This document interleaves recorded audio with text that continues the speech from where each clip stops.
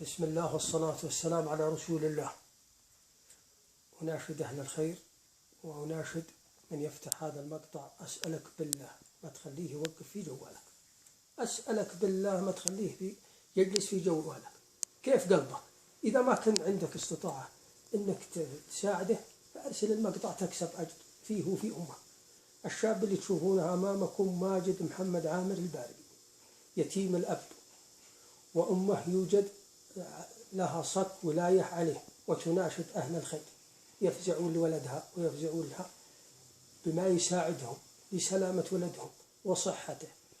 الولد في غيبوبة ويقولون أهل المستشفى أنه مشلول كامل، وهو خلاف ذلك. عنده بعض الحركة، له سنة وشهر ما بين مستشفى عسير ومستشفى المجاردة، ومن عسير إلى المجاردة، وهو الآن في مستشفى عسير المركزي متواجد الآن، ومهدد بالخروج من المستشفى ورجوعه إلى مستشفى المجاردة.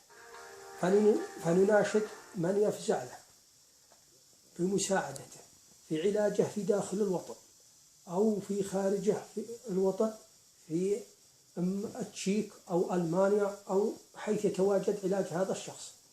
أسألكم بالله ما يجلس في جوالك وترسله على من يستطيع مساعدته. جوال أخوه 053896072، والله يعطيه العافية.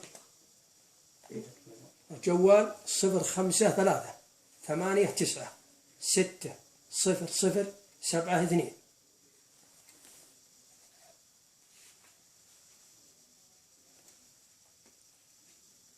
أسأل الله أن الله يعطيه العافية في هذا اليوم.